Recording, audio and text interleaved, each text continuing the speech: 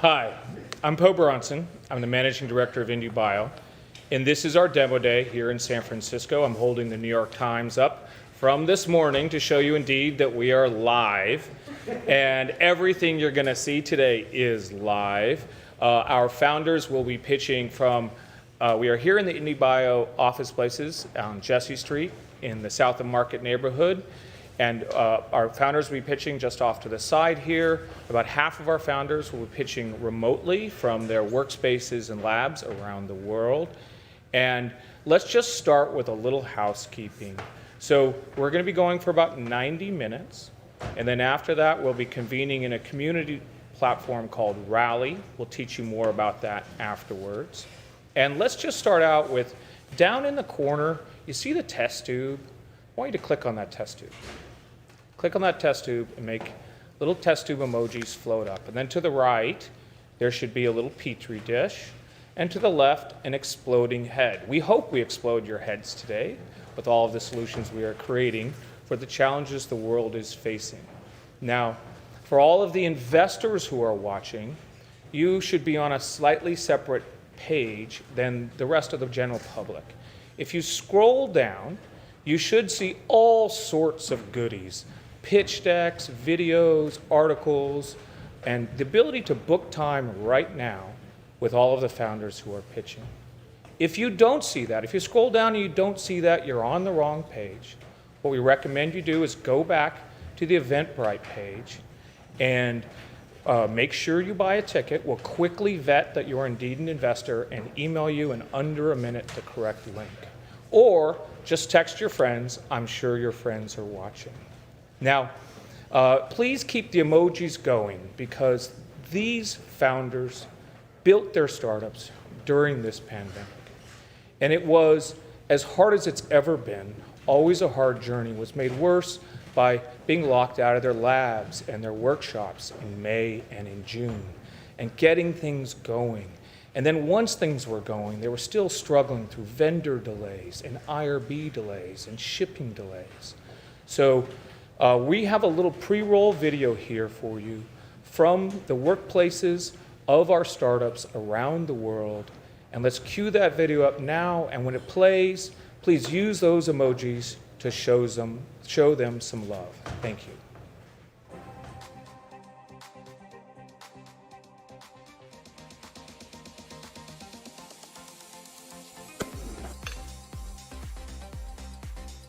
I made an innovation of microbial stem cells. Such phenomenon does not exist in nature. We are developing a real-time pathogen detection system. This is a $77 billion a year problem with over 40,000 people being hospitalized.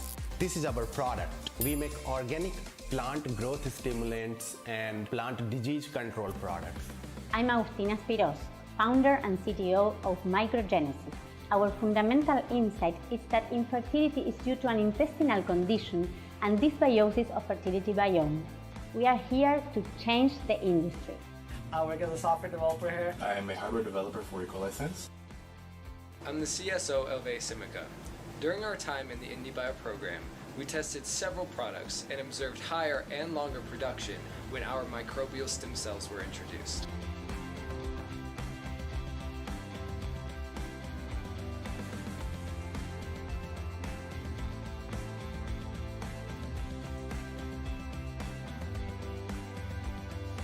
We are more than science.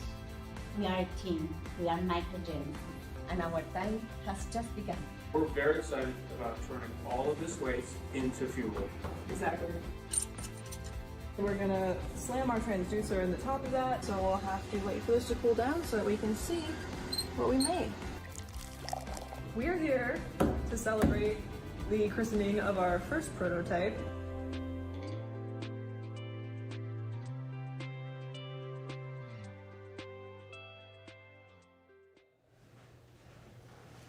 Hi, I want to thank the team at Casper Biotech for providing the testing for everybody who's come to Jesse Street today, all of our founders, everybody on our staff. I'm Poe Bronson. As the managing director, I want to introduce our team. We'll start with Wesley over here. Hi, I'm Wesley. I'm the operations analyst. Parikshit. Hi, I'm Parikshit. I'm the principal.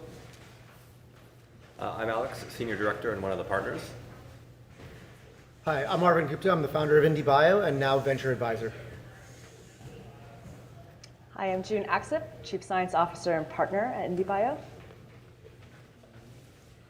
Hi, I'm Maya Lockwood. I'm head of Indiebio Investor Relations. Hi, I'm Pei. I'm CTO and partner at SOSV. Okay, for a quick introduction, you want to bring up that slide? So 2020 has been a big year for Indiebio. Our alumni have been really growing fast, and this year they've raised over $1 billion in follow-on capital. We've had 27 rounds, and here at Indiebio, we've deployed twice as much capital as any year before. We hired the New York team and opened our New York location just 3 days before the pandemic sent everyone home. In San Francisco, we recruited Pei and Wes. And when COVID hit, we created a task force with Sean O'Sullivan and made 8 investments. By April, one of those investments, Renegade Bio, was testing everyone at the UN, and we're extremely proud to announce that ANA Therapeutics has had its first inpatient for its phase 2/3 trial of niclosamide. We were named, surprisingly, the US's most active early-stage investor in the second quarter. And we thought that might be a blip, but then we were again named the most active investor in the US for Q3. Which isn't slowing down. We have 7 more Series A rounds launching in the next few months, and we're bringing in some amazing companies for our next batches. Take it away, June. So we had to run our first virtual batch these last few months. And while the core components of our program translated well, we do miss the spontaneous interactions of us together in our labs. Most of the teams stayed in their home cities and found space locally, and a couple of our teams did relocate to San Francisco to use our labs. We will be running the next batch with this hybrid model as well, and applications are now open for our next batch that starts in January. But there is some silver lining, which Pei will tell you about. One of the silver linings to this unfortunate remote scenario is that while literal boundaries have hardened, figurative ones have all but melted away. Time zones are nearly meaningless now for those of us who are fortunate enough to make the transition to fully remote work at the flip of a switch. Indiebio already had a global purview and reach, but now more than ever, we can act on that global reach and work closely with our global investing syndicate, all while delivering a rich slate of programming for our non-Bay Area companies. We've had investors come in for sneak peeks and feedback sessions from all over the globe, Switzerland, Dubai, Hong Kong, and so on. And at all hours of the day and night, our founders were calling in from Oxford to Ontario, Laramie and Buenos Aires and Mumbai. And even our own team was scattered around the globe as the whole Indiebio community found itself caught up in the ever-shifting border policies and travel restrictions. This has been a truly global effort to get these 11 companies on an accelerated path to market and, ultimately, to effect positive change for human and planetary health. For more on our mission around human and planetary health, here's Maya. Yes. Well, while all of this was happening, it's very exciting to announce that Po, our managing director, and Arvind, Indiebio's founder and now venture advisor, wrote a book called Decoding the World. This is very exciting because it details the quest to live a meaningful life and to contribute in a powerful way, and how biotech plays a big part of building our future. It's a must read. It has been called A Revolution of the Mind by Biotechnica. It is #1 new book in biotech and the #1 new book in free enterprise and capitalism. You can find a copy at Amazon, and you can even read the first few chapters for free. Next up, we have a special surprise for our founders. Anytime in 3, 2. I'm ready. Oh, I think what I'm going to say. Do you want me to go? Yes, yes. Oh. Do we just go? Hey. Hey. Wow, demo day. I remember that time. Congrats to everybody for getting here. This is so exciting. You're going to kill it. Do well. Hey, everyone. Good luck today. Be cheering for you. Hi, everyone. Hello. Inya here from New Culture. Matt. Hi. You need to stop laughing. Hey, Indiebio, to all of you new founders, good luck on demo day.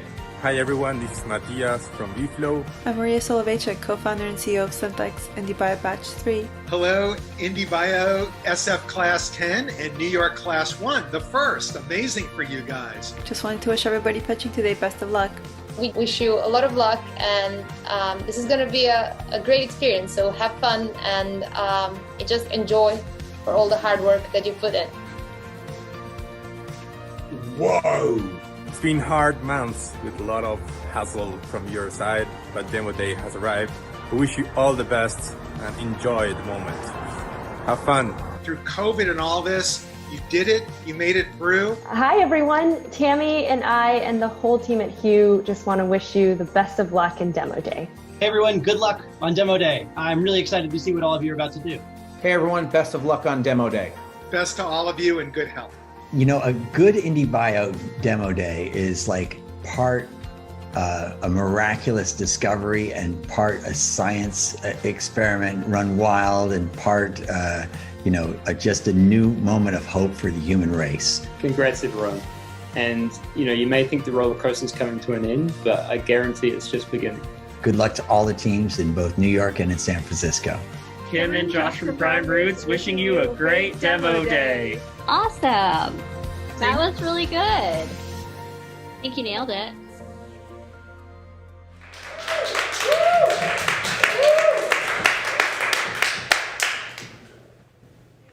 And now for the true stars of the show. First off, we have microgenesis. A new area we invested in this batch is fertility. And after monitoring this space for years, we invested in not one, but 2 fertility companies. It's great to see so many startups coming into the space to democratize and increase accessibility, but we believe that true innovation is in the biology of fertility. Microgenesis not only created a precision diagnostic, but a treatment for infertility. Take it away, Gabby.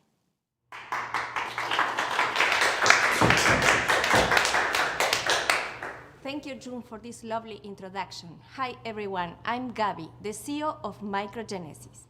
We created the technology that will change fertility industry for women and couples everywhere. We have been working during the last 2 years with the most complex fertility cases. Now, we are bringing down our innovation to OBGYNs and direct to consumers. At certain age, women start to wonder, how fertile am I? Do I need to start now? Whether they go to the OBGYN or they buy online, the standard test only measures 5 hormones, indicators of ovary function. But this is a really old test, and fertility is very important to rely on a 30-year-old test. We pretend to replace this traditional test for a far better one, the one that diagnoses the real problem and tells us how to fix it. Women have heard that they cannot get pregnant because of their age. At Microgenesis, we detangle age from inflammation. Our fundamental insight is that infertility is due to the dysbiosis of a fertility biome. When functional microorganisms are missing, immune cells get depolarized and attack the intestinal barrier, leading to autoimmunity, metabolic syndrome, and endometriosis. To evaluate a fertility biome, women send us one swab. We analyze their biome using real-time PCR to hunt for microRNA signatures. MicroRNAs are the functional markers of the dysbiosis. Combined with the information we get from a blood test, we categorize patients into 64 discrete phenotypes. During the next 90 days, women are sent nutraceuticals, probiotics, and recommendations for changing what they eat. We have 53 treatment combinations tailored to these 64 phenotypes, and it is free of prescription drugs. This is important not only because women prefer natural solutions. This is important because drugs screw up the microbiome, the very thing we need to fix. We have treated over 300 women, but it is important to understand that we didn't start with the typical cases. We ran our clinical study on women like Christina. After 11 years trying to get pregnant and 8 expensive failed in vitro fertilization procedures, Christina was suffering. We diagnosed her through a swab test, and we treated her with our customized nutraceutical diet. 90 days later, she was expecting her first baby, Emma. Christina was just one of the 287 patients in our clinical study across Spain and Argentina. All of them were suffering. They had all failed, not 1, not 2, but 4 in vitro fertilization procedures.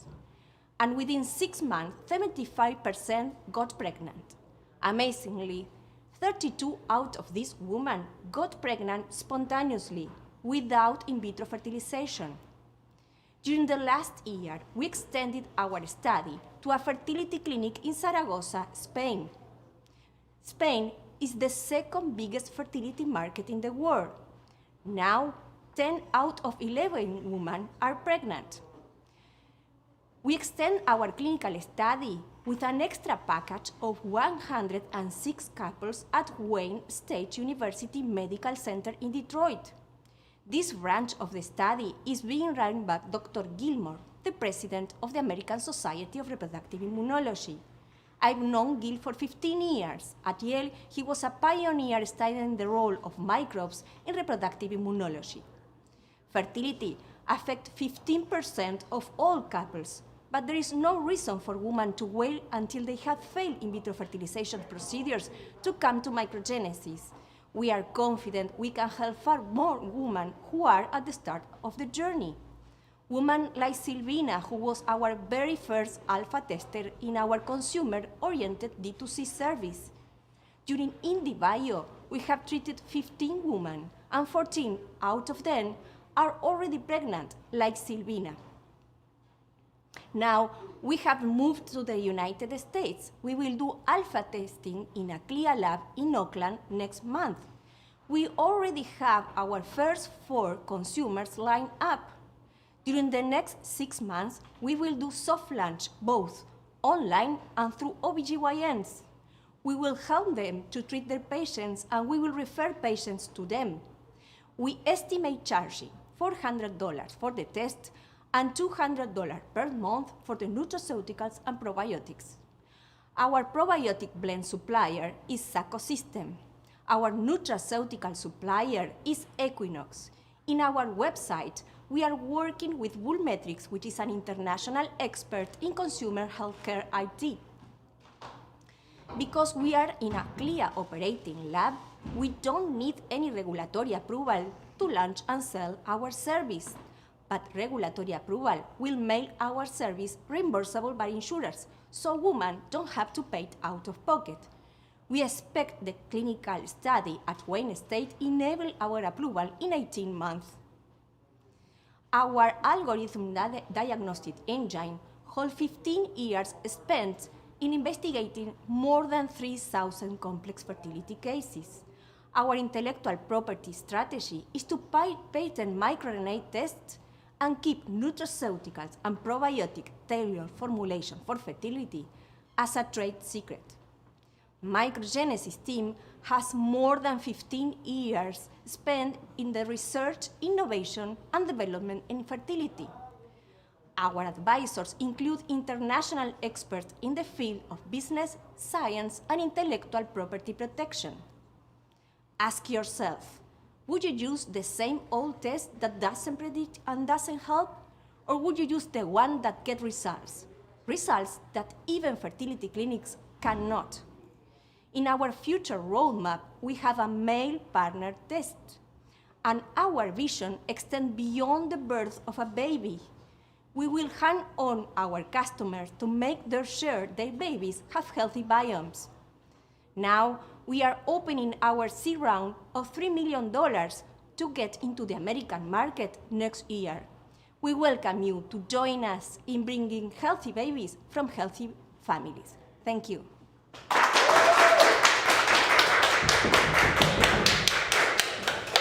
Thank you, Gabby, for that. For all of y'all who are visiting us through the investor portal, please remember to scroll down and take a look at some of the other materials that you can see from Microgenesis, including a link to book an appointment with the team. Next up, we have Jamil Feshitan, CEO and co-founder of Advanced Microbubbles. Jamil's team has a unique approach to creating their macrobubbles that make the impenetrable penetrable. You may think that you've heard this microbubble story before, but Advanced Microbubbles is here to show us a new path with their patented approach. Please welcome Jamil Feshitan and Advanced Microbubbles.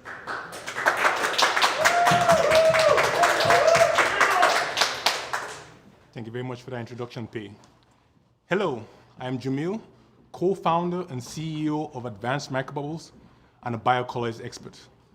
My team aims to solve that age-old problem in cancer chemotherapy, where less than 1% of injected drugs can penetrate a tumor owing to biological barriers, such as the blood-brain barrier or the tumor endothelium barrier. And this contributes to another problem where the high doses of chemo needed to kill the tumor is just so toxic that it's killing the patient as well. But we have a powerful solution. The use of ultrasound-triggered microbubbles, proven to be safe for diagnostic imaging, which we've now optimized to solve cancer drug delivery. Let's take a look at how it works. It's very simple. Our proprietary microbubbles are injected into the systemic circulation together with the drug of choice, which can be either co-injected with the microbubbles or sequentially injected with the bubbles. Now, our microbubbles are designed to last up to 30 minutes in circulation.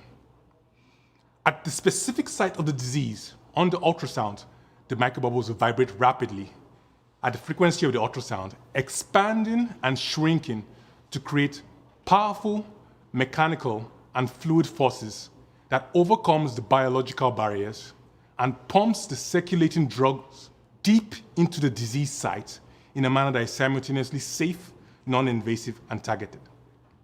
Now, many researchers and companies have been trying to use microbubbles as a companion drug therapeutic, but they all started out with the conventional diagnostic imaging bubbles, which aren't very stable in circulation and are widely heterogeneous in size, leading to an inconsistent acoustic response for drug delivery translation. So they eventually reach out to us. The reason is we are the only company in the world that makes the holy grail in microbubble engineering, a microbubble that is both stable in circulation for up to 30 minutes and also uniform in size. Our proprietary monodisperse size isolated microbubbles. With the predictable acoustic response of the same bubbles, we can now control cancer drug delivery, allowing for up to 50 times greater drug uptake to the tumor site, consistent and reproducible drug dosing at the tumor site, and the ability to significantly reduce drug dosing, which will help mitigate the side effects of chemotherapy. Our collaborators at NIH NIDA published a proof of concept showing the power of the same bubbles. In this study, the target was the rat brain. The image you're looking at is the control rat after injection of a fluorescent drug alone. But as you can see, there's not really much penetration of the drug into the disease site. But when you compare it to the use of the drug and our technology, voila, you can see clear penetration of the drug at the targeted region. And this was at least 10-fold greater than with the use of the conventional microbubble sizes. Now, this study led to a lot of excitement as it proves that the poor drug penetration problem can be solved using our microbubbles as compared to the conventional diagnostic imaging bubbles, leading to an LOI from Insight Tech for clinical translation.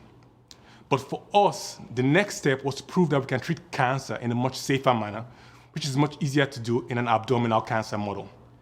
An example of this is neuroblastoma, a rare disease, a tumor that develops in adrenal glands, and our first clinical indication. At Indiebio, we've been generating proof of concept to use the highly chemotoxic drug, L-drugs, to treat this disease. Folks, in spite of the challenges of working during this ongoing COVID crisis, we are very pleased to show some exciting preliminary results. For the first time, we were able to halt tumor growth using a very low and safe dose of chemotherapy, 1 mg per kg, all without any observable side effects to the specimen, such as loss of weight or loss of motor function. This was not possible using that low-dose chemotherapy alone. This holds promising clinical implications as it means chemo can change from what it is today with its terrible side effects to one where we envision it could be. We may finally have an ability to cure the cancer without killing the patient. We hope to expand on this study and then follow it up in a pancreatic cancer model, a highly lethal form of cancer. Right now, our microbubbles are being made in a laboratory-grade facility, but in order to meet regulatory demand for them, we'll be pursuing the 505(b)(2) regulatory pathway, which allows us to leverage the safety data of existing drugs to be used in combination with our technology, and it means that we don't have to duplicate expensive clinical trials. By combining this pathway with the orphan drug pathway, we believe we can cut our time to market to 3 to 4 years. So our platform strategy is to market our SIM bubbles as a companion therapeutic for a wide range of injectable chemotoxic drugs. We will start out by pursuing the rare disease and hard-to-drug tumors, and then expand to more prevalent cancers like breast and prostate cancer, and then later on expand to other diseases like diabetes. We believe we can charge a premium for our procedure based on the expected cost savings to the patients and to the clinics. Finally, along our pathway to the clinics, we intend to partner with pharma to enable the safety and efficacy of their library of old and new drug classes. We can also develop new drug chemical entities for pharma that will leverage our microbubble technology for superior drug performance. With that being said, I would like to introduce our team, which consists of a unique combination of expertise in microbubble and ultrasound theranostics. We each have at least 5 years experience in the field and hail from the same microbubble research lab. I have 13 years experience myself and a PhD in chemical engineering. My co-founder, Conor Slagle, is also a chemical engineer and is an expert on microbubble, click chemistry, and scale-up on the GLP. Dr. Shashank Searcy is a professor of biomedical engineering and an expert on ultrasound-guided drug delivery with microbubbles.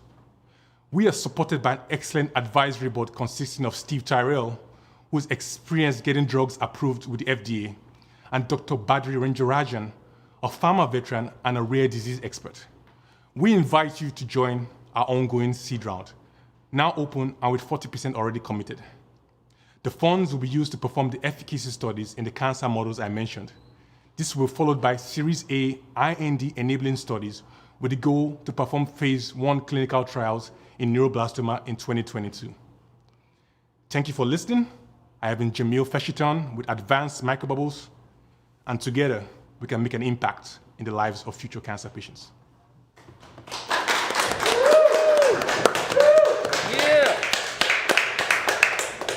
Now, NIDA has been struggling for years to get consistent dosing with their conventional bubbles. Jamil and his team solved it in just 3 months. Not only that, his approach uses a tool that exists in every clinic today, the Humble ultrasound. And that is what makes his bubbles truly incomparable. Now, with me I have Gabby Gutierrez, CEO of Microgenesis, who just gave the kickoff pitch. Gabby, how do you feel right now? So great. I'm so happy to be here in San Francisco in person. Nice. Now, in the past 5 months of Indiebio, what has been the most exciting moment for you? Oh, for sure, there was the pregnancies during the pandemic. I used to work with mice at the beginning of my career, but now I can see our science from the eyes of every Microgenesis baby. I'm so happy. Amazing. Thank you, Gabby. Now, next up, everyone's been talking about alternative proteins for foods, but no one's been talking about alternative proteins for materials, except for Spintex. All the way from across the pond is Alex Greenhalgh to tell you more. Take it away, Alex.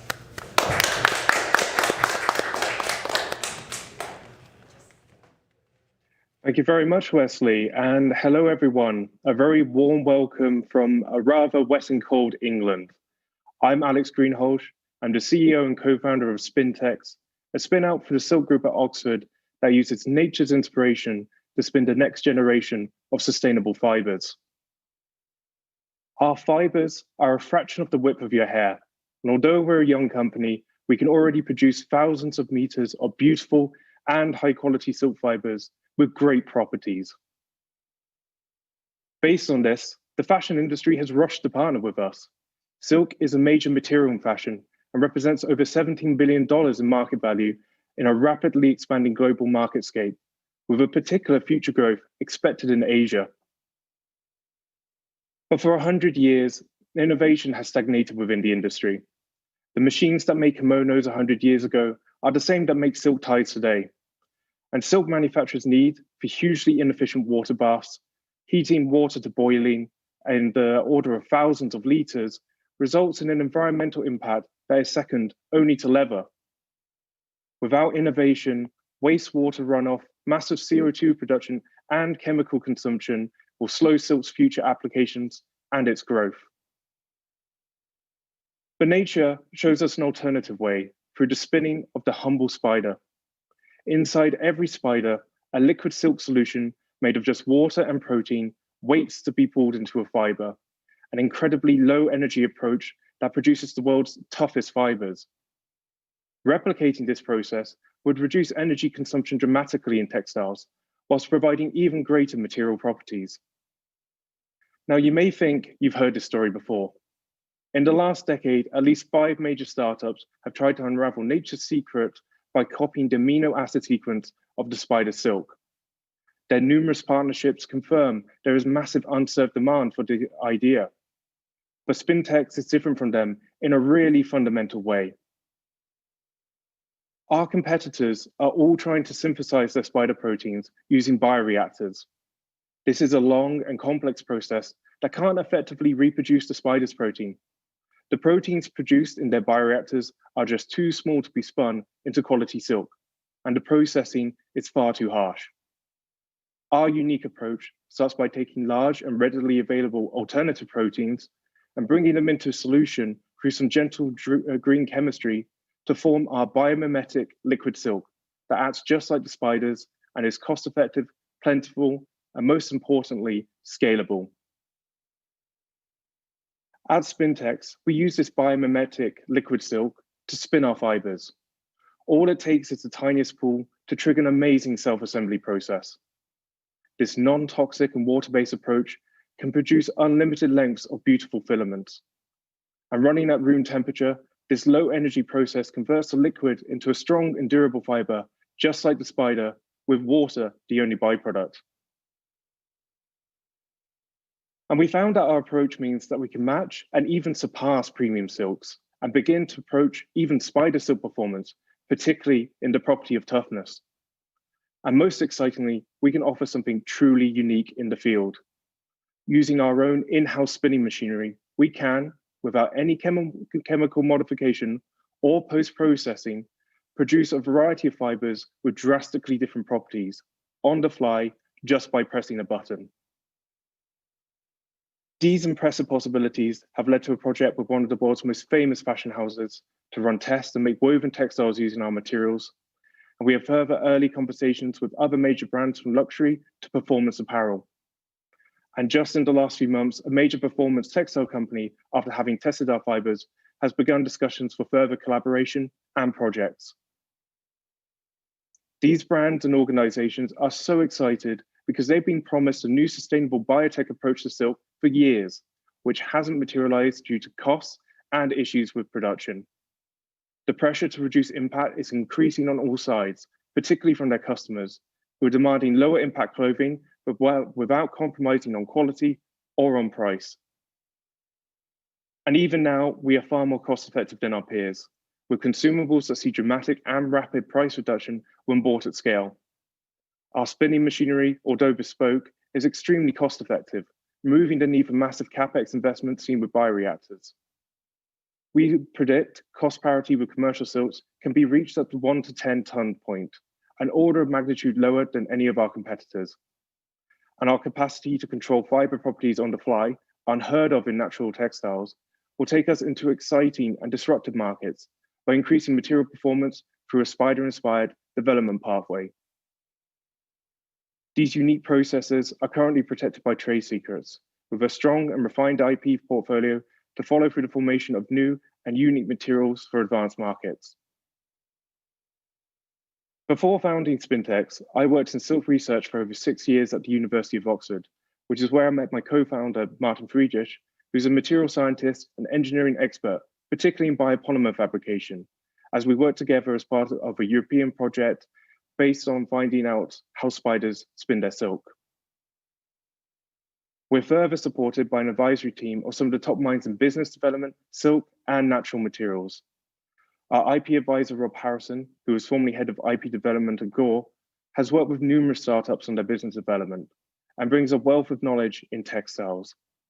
Our scientific advisors include Chris Holland, who heads the Natural Materials Group in Sheffield, and Fritz Vollrath of the University of Oxford, with over 250 published papers on silk.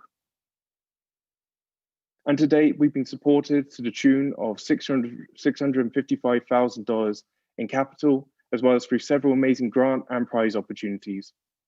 We've also seen great media interest from a variety of fields, showing there is still a super strong appetite for new solutions in this space.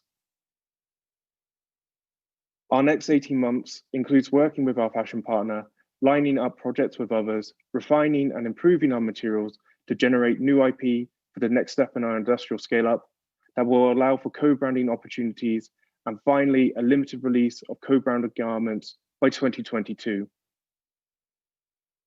And today, we're raising $3 million to provide the necessary capital for the machinery that we need for our quality assurance, as well as further R&D development in material properties that will allow us to access these advanced material markets. And we will also be making the necessary hires for sales of our fibers and to increase our production development. This funding will bring our scale to the point where we can engage with an even wider number of industrial partners and help bring our product costs even closer to competitive levels. I've been Alex Greenhalgh for Spintex, and I hope you will join us in our journey to reimagine silk. Thank you for listening. Great pitch, Alex. And for our audience, there's more. After the event, if you scroll down, you will find a link where Alex shows us his liquid silk and how he makes fibers out of them. Compelling video. And before you go there, I want to call on Jamil. Hey, Jamil, come walk in. Great pitch, congrats. Thank you. Let's take you back to a younger version of yourself at Columbia University when you were a grad student and you had just come across and invented these special bubbles. What advice would you give yourself, your younger self back then? That's an excellent question, Parikshit. Well, I'll tell that young man, you have a very powerful technology you're working on that has so many unique applications. You can be pulled in so many different directions, but you need to remember, focus is key. Think about where you can make the biggest impact and then head in that direction. And then I'll tell him to buckle up and enjoy the ride. Buckle up and enjoy the ride. Lovely. Thank you, Jamil. Thank you, Parikshit. Well, I want to now bring on our next founder. He taught me a surprising fact. I learned how, despite the crazy amounts of food innovation and the demand for clean, green food, only 1.5% of arable land has transitioned into sustainable organic agriculture. So next up, Sumit will walk us through Reagent, his company, and how they're supercharging organic agriculture. Take it away, Sumit.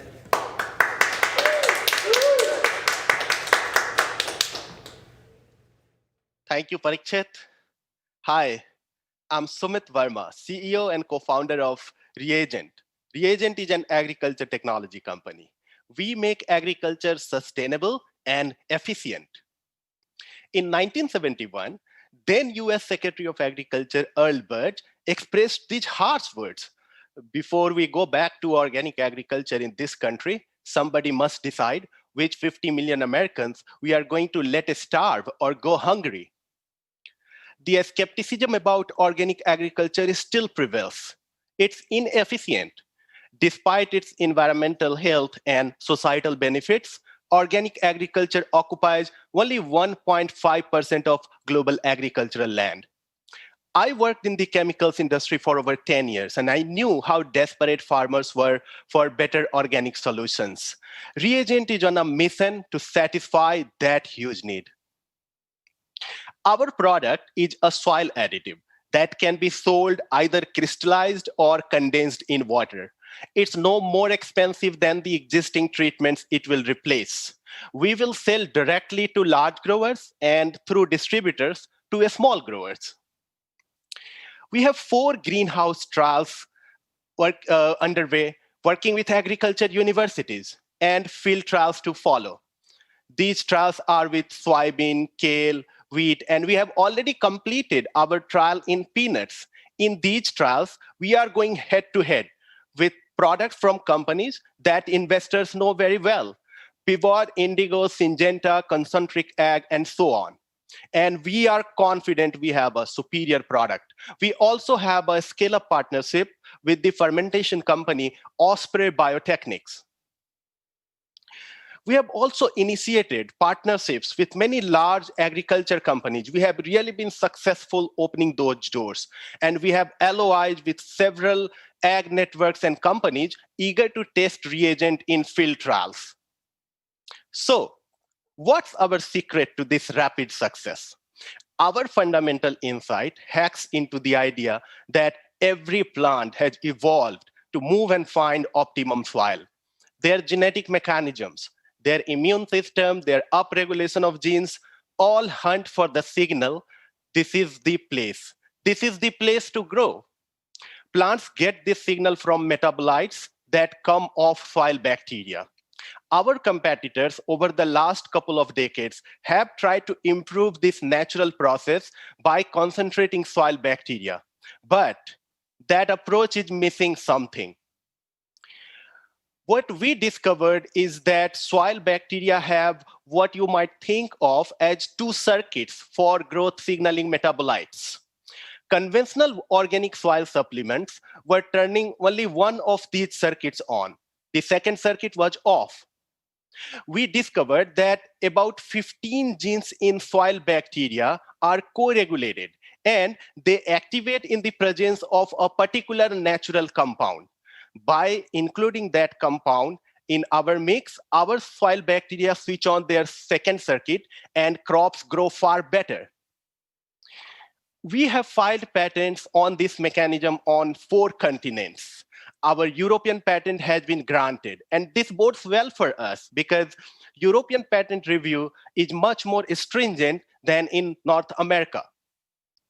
You can see reagents' impact in the roots as well as overall growth of our crops.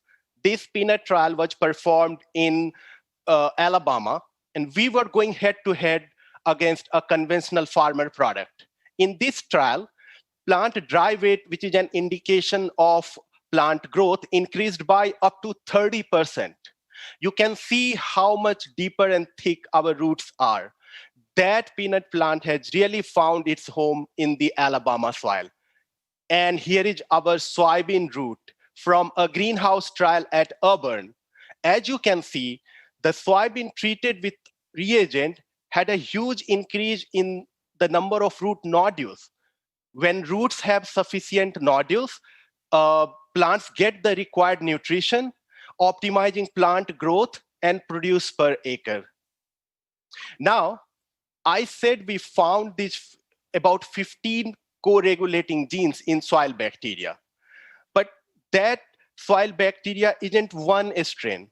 It's over 100 strains, all of whom have those 15 genes. This means our approach will work with over 100 different growth-promoting strains of bacteria. And in turn, this will allow us to target hundreds of different crops, something that's been very important to growers as well as ag networks. The $200 billion agro inputs market is largely agrochemicals based, and biologicals has a very small share in it. By covering all major crops, reagent will help farmers all over the world scale organic agriculture in a manner that is acceptable to the growers, the consumers, and the environment. We have a stellar team with experience in scientific research as well as its commercialization. Professor Frederick Srienk has 3 decades of experience in bioengineering and biomaterials. He developed technology to optimize bacterial fermentation. Dr. G.L. Rao is a plant biotechnologist with academic and industrial experience in the development of plant biostimulant formulation. I worked in the chemicals industry for over 10 years in technology commercialization, marketing, and sales. And in our advisory team, we have experts from academia and industry. Dave Warner, a former executive of Indigo, Corteva, and Monsanto, advises us on our go-to-market strategy and has helped us in building our distribution partnership. Professor Mark Lyles helps us in trials and product optimization. And Professor David Muller is a soil science expert and precision agriculture expert. He is helping us build our soil expertise that will give us a competitive advantage in the market. We will open our seed round when we complete we will open our seed round this November when we complete our many greenhouse trials. And I'm excited to show you that data. Our next 18 months includes scaling up our production with a fermentation partner and conducting field trials in North America and Brazil. And we are raising $2 million. Reagent is on a mission to make agriculture sustainable.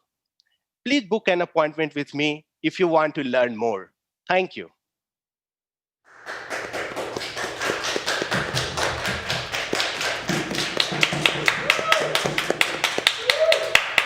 Thank you, Sumit. And as he mentioned, over the next couple months, they're going to be getting data from their soybean, wheat, kale, and tomato trials. So make sure to talk to him to learn more. And next up, I'm going to introduce a really interesting new company we found. And for the last couple of years, the Indiebio team has been looking at new ways to do carbon utilization and sequestration. And last summer, Arvin went to Iceland to study how they do geologic sequestration. And then not long after, I met an entrepreneur who had a really new and unique way to supercharge that approach to clean up the cement industry. After a couple phone calls, we knew that we had to give this idea a chance to see the light of day. So I'm really excited to introduce Quincy, the CEO of Carbix, to tell you more.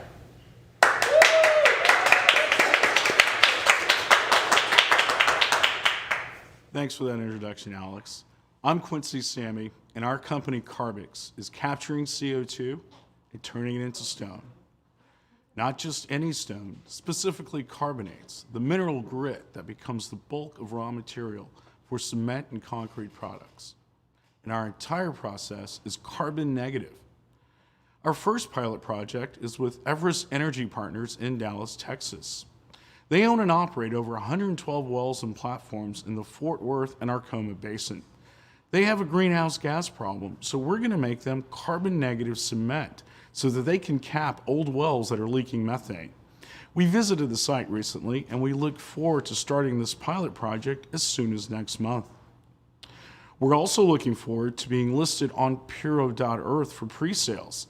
This is the world's first B2B carbon credit exchange. At this site, emitters can purchase our carbon credits for prices upwards of $80 per metric ton. We've also been in continuous dialogue with multinational cement and concrete ready-mix producers like Dangote West Africa and Mitsubishi Cement Company.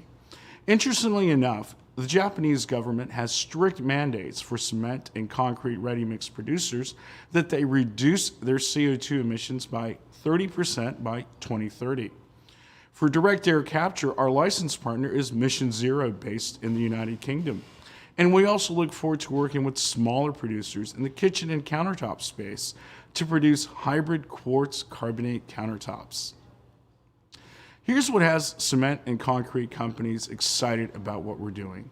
It's the amount of CO2 that we can uptake per ton or per yard of concrete and the speed at which we can do it. For comparison, CarbonCure is a 13-year-old company in our space. Our process results in a 3x more increase in CO2, and as a result, a 7x increase in the net CO2 over the product lifecycle.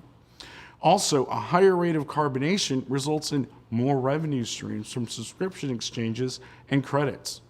Now let's talk about speed.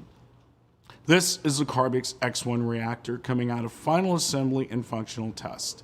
In nature, CO2 will turn to stone naturally over about 1,000 years.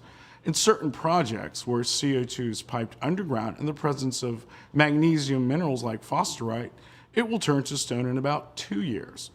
But in the Carbix X1 reactor, this happens in a matter of hours. We do this with a combination of heat, pressure, and UVC light. UVC is energetic enough to enhance reaction kinetics in much the same way that your dentist does when making a new tooth, then hardening it with light. So this data that I have to show you doesn't come from our X1 since it was in final assembly, but from our benchtop prototype. This was a low pressure and low heat test conducted over a 3-week period, our baseline test. We sent the data to Bureau Veritas, a laboratory in British Columbia, Canada, where they performed an X-ray diffraction and thin section petrology test. The results showed a 30% uptake of CO2 in the form of magnesium and salt carbonates. The global market opportunity is a construction industry valued at nearly $1 trillion.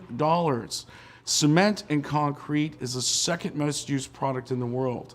The only thing we humans consume more is water. Our products are sustainable and increase the life of concrete structures with shorter production time. They also reduce salt accumulation reduce water permeability, and most importantly, can eliminate nearly 80% of the emissions associated with cement making. We produce two primary product variants, magnesium and calcium carbonates and calcium oxides. The calcium oxides are for OPC. Portland cement is the primary ingredient selected by architects for structural and layout configurations. Now, while our reactor uses heat, pressure, mixing, and light energy, all of which will consume energy, it's important to note that our process is entirely carbon negative. And as a result, we can monetize our credits on exchanges like Pure.Earth. We can sink the carbonates into geological storage or storage in concrete.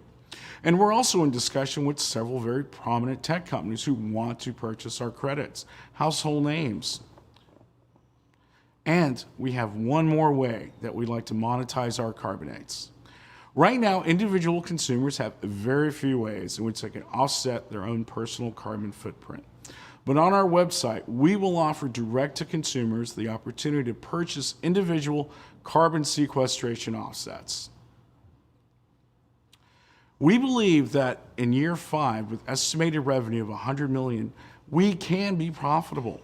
Managing that, we will have to manage our CO2 and ore costs, as well as energy costs, with proprietary energy recovery devices that can eliminate or reduce 20% of our energy cost. At a scale of about 150 cubic meters, we can safely trap about 562,000 metric tons of CO2. And driving revenue are a mix of carbonate and oxide sales, as well as exchange and subscription revenue.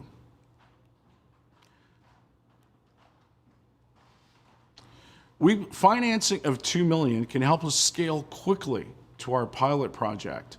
This will enable us to also attract more paid pilot projects and additional revenue that we want to trial on our B2C exchanges. And this is a team and partnership that will make that pilot project and our commercialization efforts a success. Dr. Vineet Deej is an expert in wind energy, fluid dynamics, and machine learning. He's developing fluid model solvers to enhance reaction kinetics. Sumit Desai is also a mechanical engineer by training, and he has been actively developing our business component, reaching out to multinational cement and concrete ready-mix producers to bring them in as customers. Myself, I have over 10 years in clean tech design and engineering, and I lead our efforts in IP development, prototyping, and fundraising. We believe that the moment and opportunity for carbon use technology has arrived.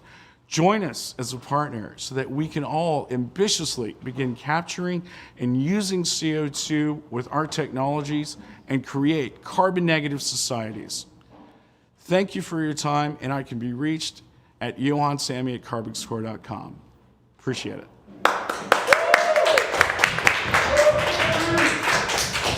Thank you, Quincy. Carbix is working along with Dangote, who is planning to put cement tiles in homes and kitchens across Nigeria.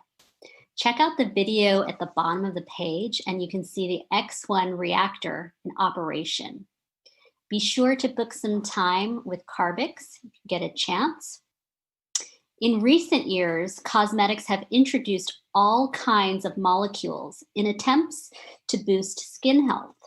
But Sibylle figured out that the solution is already on your skin.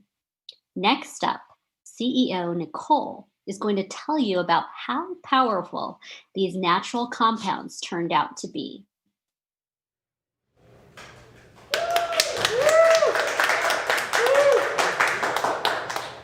Hi, my name is Nicole Scott. I'm a geneticist and the CEO of Sibylle. At Sibylle, we're launching a skincare brand that brings precision control to the skin biome. Now, our skin is the largest organ. It protects us from the outside world. And our skin biome works in concert with our skin for our overall health and wellness. But the cosmetic products we apply can change this skin biome in unintended ways. Creams and lotions may feel great, but they increase lipophilic bacteria we don't actually want more of. The pH can change the population a lot, Plant ingredients can increase cyanobacteria, and the other compounds in there can shift microbial function and diversity. Now, the challenge of bringing control to this is magnified by the fact that none of us have the same skin biome to begin with. At Sibylle, we think of your cosmetic products first and foremost as food for your skin biome. We don't use probiotics. We don't try to drown your skin in new microbes that don't belong. By controlling what your skin biome eats, we can control what they do. And we can have them do some really amazing things with specialized prebiotics. Let me give you an example. Ceramides are in nearly every cosmetic product on the market. They're a key player in skin health. They regulate key functions. They regulate cell proliferation, cell differentiation, cell death. But after the age of 20, natural ceramide production declines. Now, what the industry isn't telling you is that there's a huge difference between short-chain ceramides and long-chain ceramides. The long chains are the good ones. The short chains can actually harm your skin, fighting against the long-chain versions. Your skincare products that advertise ceramides don't make this distinction and can be doing as much harm as good. But at Sibylle, we can give your skin those long-chain ceramides by getting your skin biome to make them for you. Here's some data. Here's the prevalence of 3 important long-chain ceramides. Just call them C1, C2, and C3 for short. This is not a measurement in our product. This is actually measured from a swab on a subject's skin. That's control, the good ceramides only. This is something the cosmetics industry can't do, because to get ceramides in bulk, they're getting them from a random slush from the plasma of overweight dairy cows. Right now, we have our MVP product we created with a cosmetic formulator, and we're about to start a study with Proof Pilot out of New York City on 75 volunteers. We'll send them our serum and have them self-report on 30 variables over the course of 12 weeks. We'll also do skin microbiome metabolomics assessments. And in the meantime, I want to tell you a little bit about a study we did that we are insanely excited about. Now, after this 2-week study, I had 5 individuals calling me, telling me about their reduction in psoriasis, eczema, inflammation. Someone even said they didn't have to use their prescription corticosteroid cream for the duration of the study. Now, not only did volunteers actually love the product, but we had a dermatologist read their before and after photos, and we saw a massive difference after just 2 weeks. So we saw everything in a reduction in erythema, wrinkles, hyperpigmentation, dermatitis. We even saw the reduction in a precancerous lesion. Now, we actually knew that one of our long-chain ceramides is a known anti-melanoma compound. But these results after 2 weeks have us totally floored. Our go-to-market strategy is to be a digitally native brand. We want to stay as close to the customers as possible. We'll launch a single hero product the beginning of next year and scale fast with 2 additional products. With that single hero product, we'll also do skin biome assessments. Our brand will own that space between the credible doctor brands and the newer, delightful, fun brands that have been successful. Those other SKUs I just mentioned, we already have those lined up. We have actually figured out how to make your skin biome create hyaluronic acid. That's the most common ingredient in anti-aging cosmetics.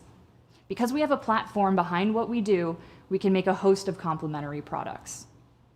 Now, when cosmetic companies put more ceramides or hyaluronic acid in their products, their margins get squeezed. But at Sibylle, we're not paying for those. They're made on your skin. So we'll have an 88% margin on a $120 bottle of serum. Our compounds are the product of microbial fermentation. We can buy them, and as we scale, have them made by CMOs without CapEx concerns. We filed patents in 7 countries, and due to the strength of our PCT, have fast-tracked our US application. The team are experts in the microbiome, launching products and marketing, and we're expanding the team right now. We are also supported by key opinion leaders in everything from consumer, direct-to-consumer, skincare, the microbiome, IP, and biotech. Several of these advisors believe in us so much, they're also investors. To date, we've raised $510K. We have a National Science Foundation grant.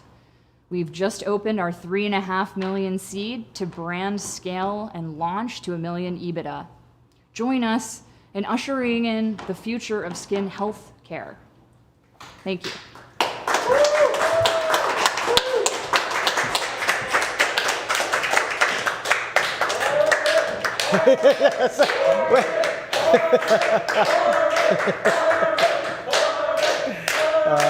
Thank you, guys. Thank you. Well, you know, oftentimes in cosmetics, science takes a back seat, which is why I'm actually super excited about the IRB that Sibley is doing and showing there's more there than just style. And so introducing Liberum, liberating proteins. And I asked June a simple question when we first saw this team. Would we want a protein synthesizer in our own lab? And she said, yeah, we'd probably want 3. So with that, Liberum. Thank you, Arvin. Thank you so much, Arvin. Hi, everyone. Thank you all for being here today. I'm Aidan Tinapar, and I'm the CEO of Liberum Biotech. 3 development tools drive the synthetic biology revolution today. These are DNA synthesis, sequencing, and protein expression. These technologies have allowed us to build the vibrant biomanufacturing ecosystem that we know today. But while DNA synthesis and sequencing have been addressed by giants like Twist and Illumina, protein expression remains a bottleneck in many labs. Our device aims to address this problem. Protein is far more than the food we eat. Proteins are heroes. Each discovery launches billion-dollar industries. They're the keys to a sustainable future and the saviors of human health. So all over the world, scientists are busy engineering proteins to cure disease, make chemistry green, and replace plastics. The recombinant therapeutics market alone is now worth over $100 billion. But making protein is hard. For every idea, for every iteration, you have to re-engineer the genetics of living cells, grow them, break them open, and purify. This process is very hands-on. You need to keep coming back to it over a week or 2, and you need expertise and expensive equipment that take up a lot of space. Liberum automates the entire protein manufacturing process in a miniaturized device portable for any lab. Our system contains breakthroughs in microfluidics, purification techniques, and reagent storage. You can now make proteins in hours with a push of a button. That's at least 10 times faster than the conventional methods. We're making developer tools for protein synthesis to allow more bright ideas to see the light of day. Our business model is to sell this device to research labs along with accompanying cartridges at very affordable prices. Inspired by the ease of use of an espresso machine, we're making single-use cartridges that can be recycled after use. By having a razor blade model, we plan 85% of our revenue to be generated by selling the cartridges. Making the hardware affordable will lower the barrier to try our product, while also encourage repeat purchases of the cartridges. Disruptions caused by COVID have highlighted the real need for our product, even for proteins that are available from traditional suppliers. Customers are demanding an app store for proteins, which we intend to build as we expand. We've made great strides in eliminating cross-contamination, minimizing dead volumes, and making the interface truly plug and play. So scientists in different labs are excited to get their hands on our technology, especially given how fast, simple, and affordable it is. We have a number of organizations who are eager to alpha test our product. People will be using our alpha prototype in their own labs within weeks. These include multiple academic labs, as well as startups and government organizations. There are use cases in structural biology, antibody discovery, and enzyme screening, just to name a few. In fact, as word of what we're doing is getting out, we already have multiple letters of intent totaling over $100,000. There's 6,000 molecular biology labs in North America today that are creating proteins, each of them spending a couple $100,000 a year on staff and reagents to do it. We are offering them a much better way. From our polling of these likely customers, they want to express 3 proteins a week on average. This adds up fast in revenue. Each lab would be spending $30,000 a year on cartridges, which would translate to $195 million in sales. But here's the thing. There's 64,000 additional molecular biology labs who aren't currently creating proteins. There are also non-molecular biology labs, like chemistry labs, who've shown interest in our technology. For most, creating proteins is beyond their capability today. But once it's as simple as pushing a button, far more labs will be making proteins. This is just our beachhead market. These researchers are on the cutting edge of science. Once they have validated our technology, we can then target large pharma and industrial biotech. Talking to these labs, what they're most excited about is having full control over their experiments at low cost, to be liberated from the current processes. They can do it all in their own labs without having to wait on lead times for shipping samples to a CRO. Faster turnaround and ease of use translates into more discoveries, and very little technical expertise is required to run our system. Our device can also make proteins that are toxic to cells, whereas traditional manufacturers are unable to do so in their cell-based platforms.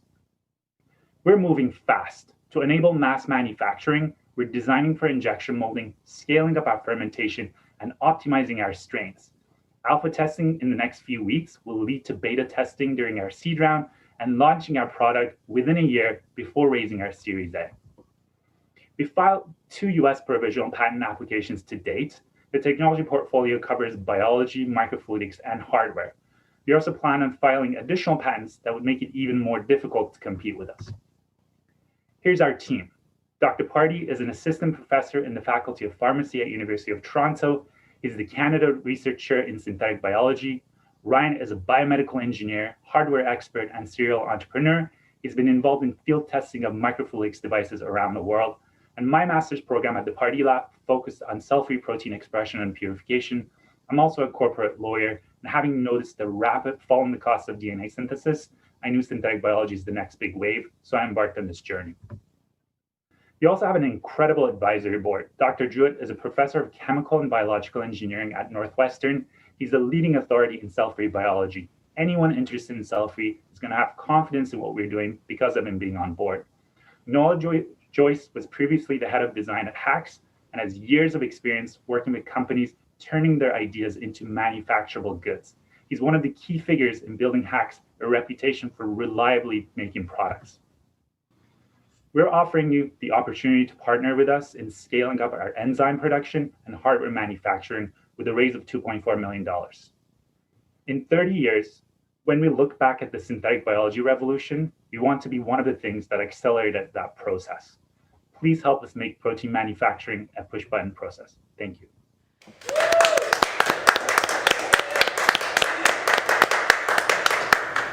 Thank you, Aiden. There's a great video down below on the page for all the investors where Aiden talks about why he sees this as a benchtop device rather than a service in the cloud, though they can do both.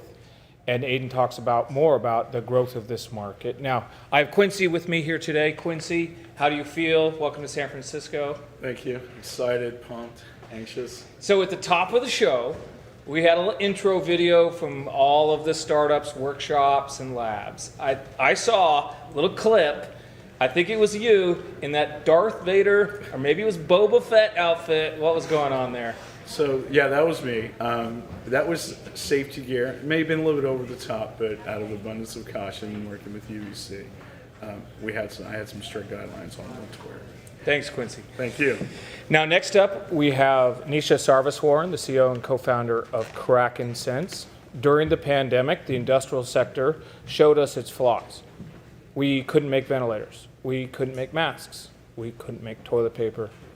And in the food sector, we had similar problems where hogs are being asphyxiated on farms because pork processing facilities had been shut down by contaminations. And then we had contaminations in red onions and in peaches and then in deli meats. And it's very clear in our industry today that the food supply chain needs better, faster ways to detect pathogens. We give you Kraken Sense.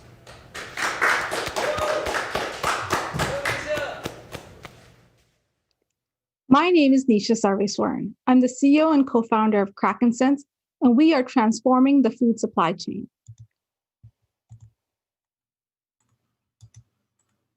Food waste is responsible for 6% of the global greenhouse gases.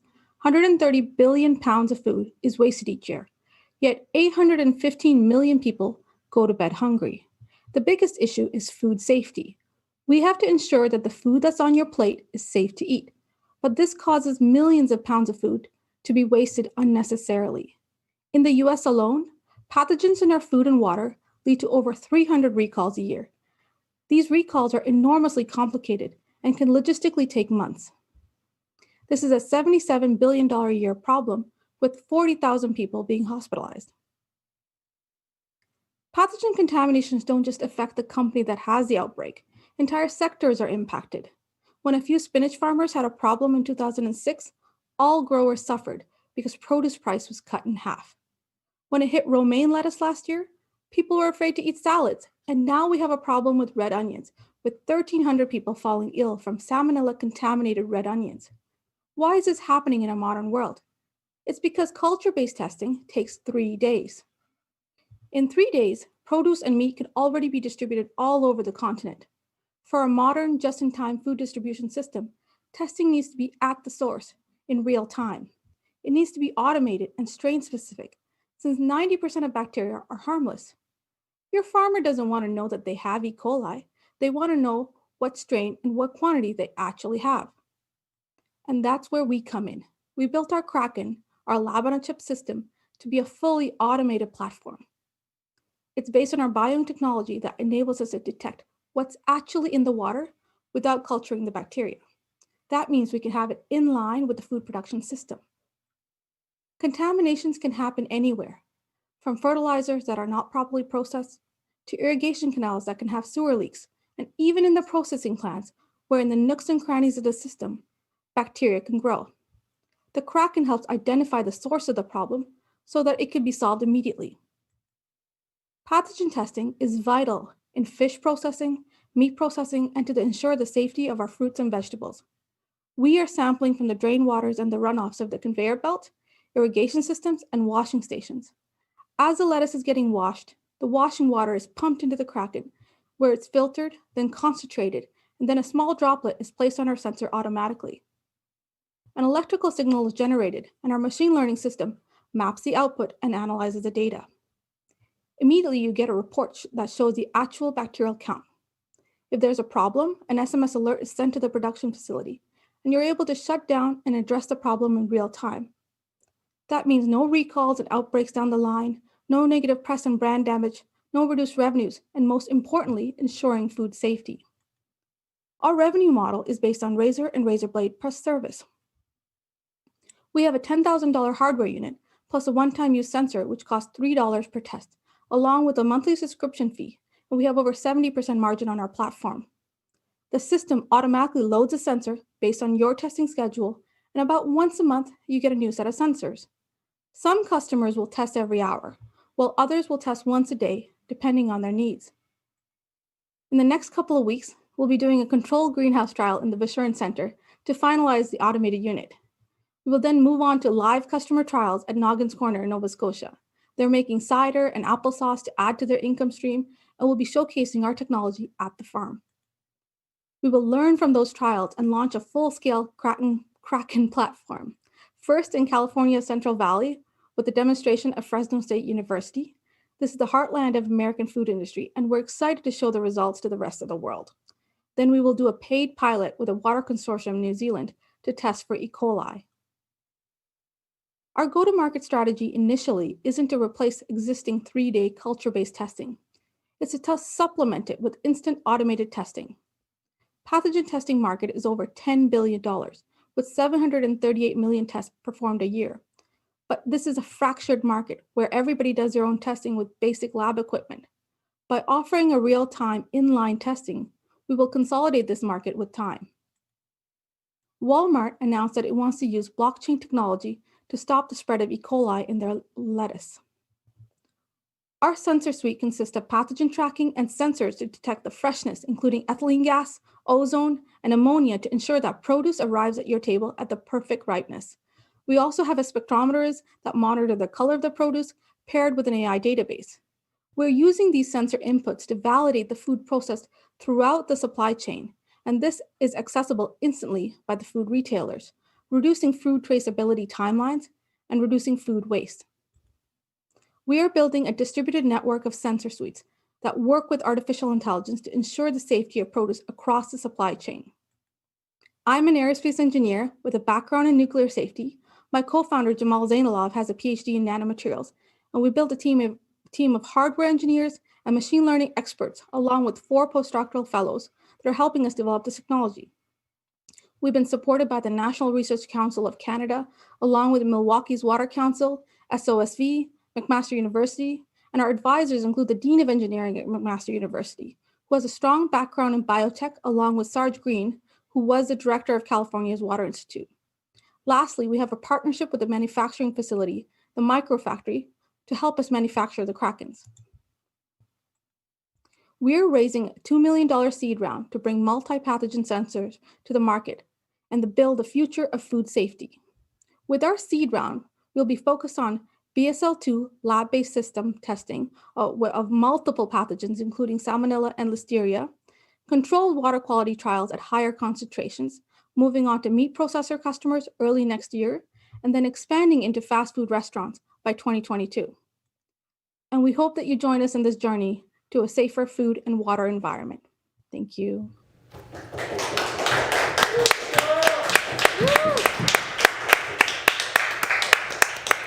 Thanks, Nisha. And as you heard, they're actually putting the first Kraken units in the field this coming month. So make sure to talk to Nisha to learn more about how those trials go, which we're really proud of because getting work out into the field during the pandemic is definitely no easy feat. So now I'm here with Nicole Scott, CEO of Sibley. Nicole, great pitch. How are you feeling today? Awesome, having tons of meetings and hoping this drives even more interest to this whole skin health thing we're doing. Yeah, skin health. Yeah, so in the last 5 months, I'm curious, besides being here for Demo Day, what's been the most exciting moment for you? Well, as part of Indiebio, we actually did that small, short 2-week study. I had people call me. I mean, it was incredibly impactful to see and hear from people the difference that our product made. And we didn't expect to have anything like that after 2 weeks. Yeah, it's amazing, amazing. Thanks, Nicole. Thanks. So here at Indiebio, we funded dozens of companies that have used microbial fermentation to make their hero products. And because of that, we've seen the challenge that both startups and industry have in scaling up and maintaining high yields. So when we met the team from Asimica, we were really excited that they were solving a really fundamental challenge across the whole industry. And now I'm going to introduce Nick, their CEO, to tell you more about that.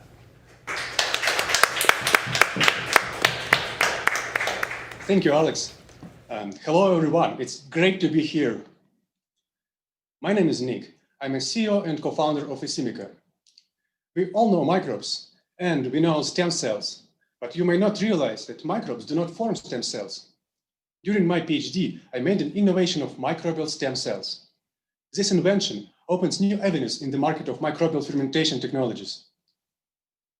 I was always fascinated by the power of fermentation as a new way of manufacturing of goods for people.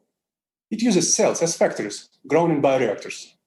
Genetic engineering enables the cells to produce products of the future, pharmaceuticals and fuels, artificial foods and new materials, and many, many more. It is a massive market, over 150 billion now, expected to double by 2025. But despite all advances in science, the real green revolution in production is still largely a dream. So why is that? Biofactories, unlike traditional factories, cannot operate non-stop. Every few days, the production has to be shut down. Each restart of the process is time-consuming and expensive, leading to 20 to 40% downtime lost. And this is limiting economic efficiency of biomanufacturing. The reason is that microbes inside bioreactors are suffering from the stress of production.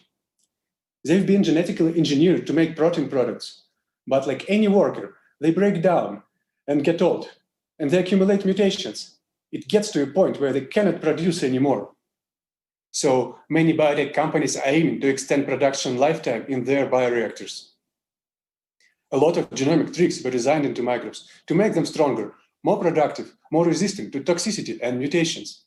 But while you can keep your workers more fit, you cannot make them young again. They are getting old. It's genetics. What I'm going to tell you about today is an ultimate way to help this situation. At Asimica, we invented a method to repopulate biofactory with new workers during the process. We are doing it using our innovation of microbial stem cells. Much like human stem cells, which keep our tissues functional for decades, microbial stem cells are constantly replenishing the fraction of young and productive microbes inside bioreactor. But I said before that microbial stem cells do not exist, or they did not exist before Asimicum.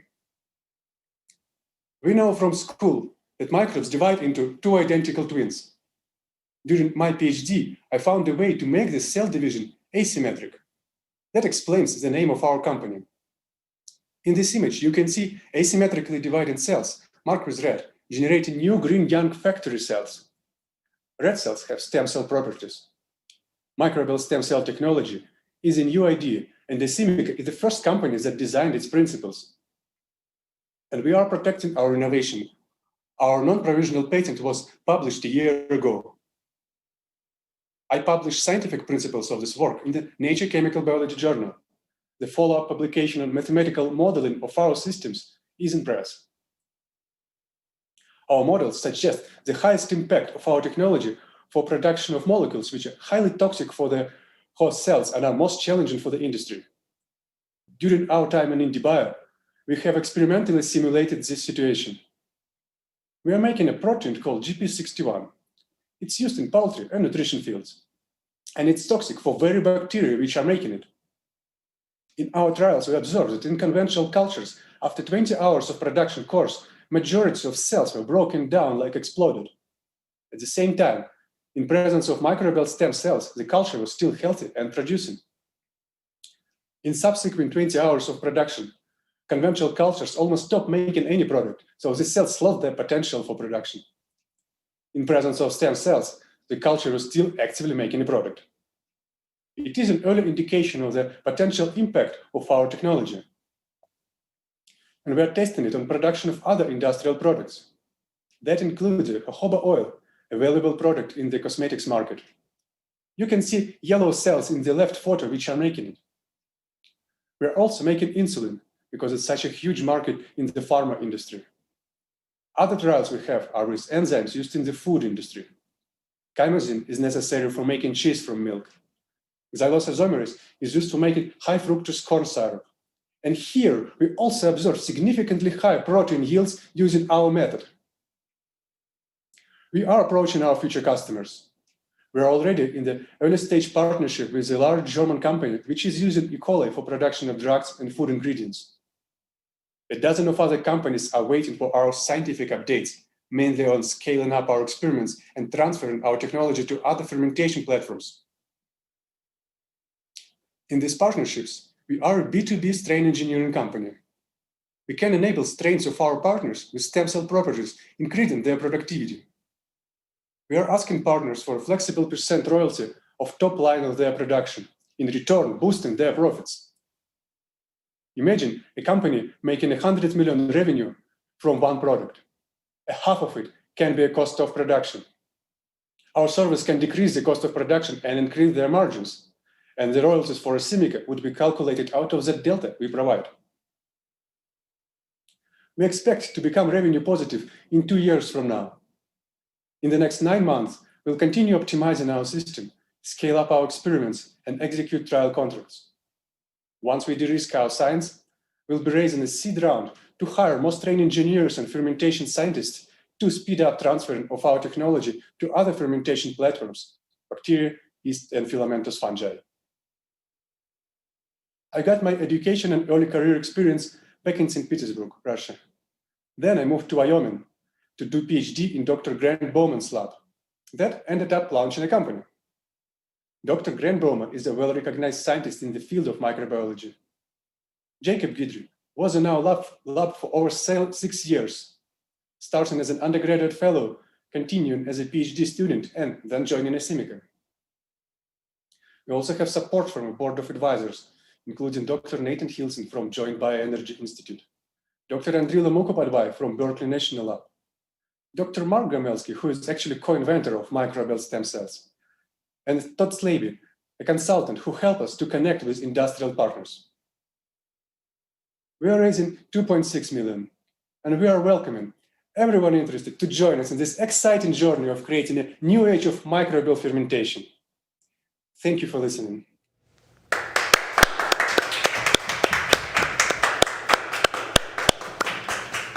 Thank you, Nick. When we first funded Nick, he had invented the microbial stem cells and only mathematically estimated what that would do. It's so exciting that during Indiebio, he and Grant and Jacob have made that come real in so many different products. To all the investors out there, but actually to all of the community, even non-investors, to mentors, to fans out there, to members of the media, I want to remind you, if you're watching, that at the end of this show, we have 2 more pitches left. We'll be moving to the Rally platform. We'll flash that link at the end of the show, and you're all welcome to join us in our community event over there. Now, for our next startup, at Indiebio, we have seen many waste-to-value companies, and we have launched several. But one of the hardest challenges is sorting waste itself, which is nearly impossible in the real world. So we've longed for a technology that will allow society to valorize and to upcycle its waste, even mixed waste, all of its waste, in a single process. And with that, we bring you Kepra.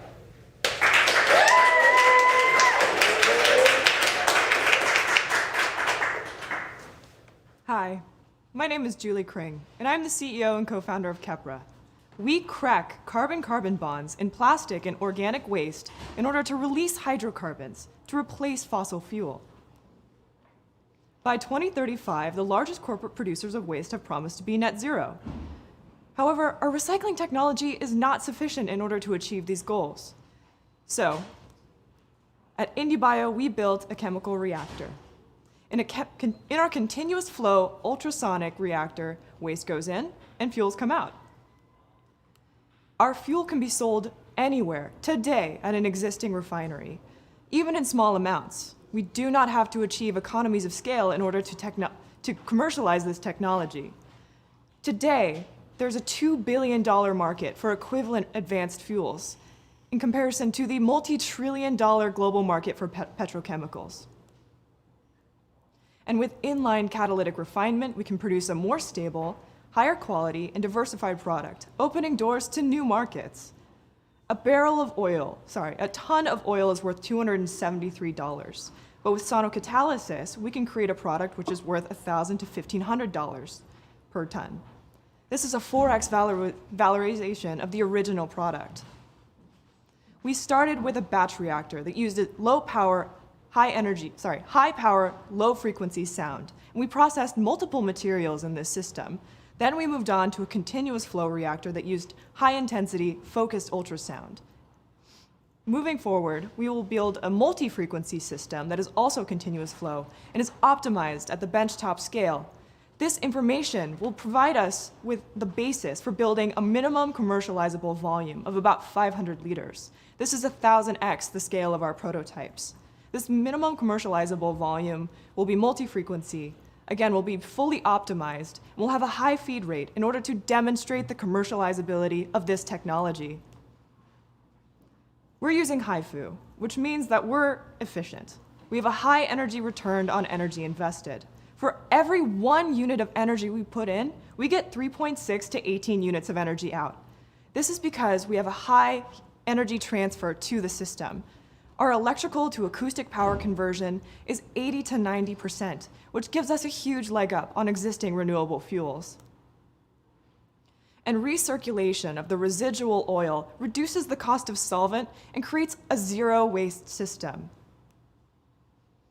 Multiple materials have produced the same results across experiments, C14 to C20 alkanes. We've tested high-density polyethylene, polypropylene, polystyrene, and mixed waste in the form of a sole of a shoe. We, in the future, will test low-density polyethylene, PET, and a variety of lignocellulosic wastes. Aromatics and components of JPET jet fuel have shown up in our GCMS analytics. Aromatics can be used as solvents, precursors to pharmaceuticals, and can boost the octane in existing gasoline and diesel engines, as well as the C14 aromatics can be used in jets as well as rockets. Our go-to-market is to make fuel from waste on the way to the landfill. We will take residual waste from a materials recovery facility, which we are paid a tipping fee. We will make a slurry of this waste, pass it through a series of our minimum commercializable volume reactors, fractionate the valuable products and sell those as an offtake, and recirculate the lower grade residual oil. And this can all be accomplished in the footprint a size of a brewery. By working with renewable electricity partners, we can cut our costs dramatically and share in the revenue of generating renewable electricity. We can arbitrage surplus energy during the middle of the day when there's an oversupply and use it to produce gases and fuels to generate electricity at night.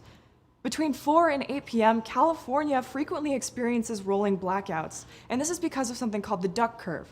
As I mentioned before, we have an oversupply of energy in the middle of the day, and we can't supply enough energy at night. We're solving this problem by reducing curtailment for our solar partners and ending negative pricing. Our business model brings together multiple streams of revenue. We're paid a tipping fee for the waste that we collect. We're paid for the energy that we provide to the grid. And we're paid for the offtake agreements that we source with refineries and chemical distributors such as BASF, Dow, and Sigma Aldrich. From a high level, Kepra is sonochemistry. We're a renewably powered platform for a plethora of applications. We're a marketplace for renewable energy and carbon offsets, which are generated with the fuel that we produce, and a solution for corporates looking to achieve net zero waste and regenerate the environment. We have a long-term IP strategy covering the process, hardware, and catalysis, with provisionals filed on the process and the hardware. I'm Julie Kring, CEO of Kepra. I have a background in biochemistry and experience leading large teams on political campaigns. My co-founder, Madeline, whom I've known for over a decade, has a background in physics and experience in engineering at Lockheed Martin and the Leibniz Institute for Materials. We're working with consultants with decades of experience in chemical engineering and energy market modeling. And our advisors include Vikas Vinayak and Rob Modeste, who collectively have decades of experience in early-stage hardware development and scale-up. In addition to that, we're working with Daria Bafito, a professor at Montreal Polytechnic, through whom we've organized a one-year research contract to model optimal reactor geometry and create lignocellulosic fuel. We're raising a $3.5 million seed round to build our minimum commercializable volume over 24 months. And so I welcome you to join me in solving not one, but two of the biggest global problems facing us today, our mountains of waste and our need for clean, renewable energy. Thank you.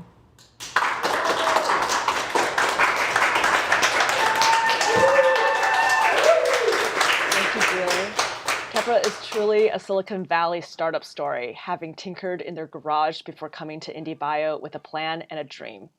The Kepra team has done an amazing job building their proof of principle prototypes, getting data, and developing their business model in such a short time.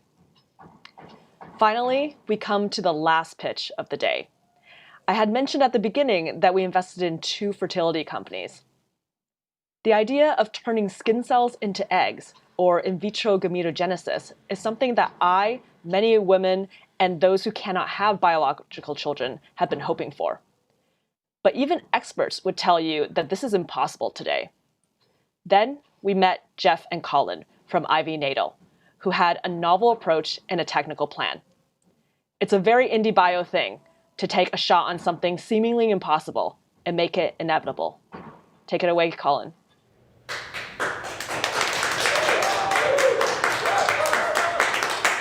Thank you so much, June, for that kind introduction. I am Colin Bortner, one of the co-founders of IV Natal.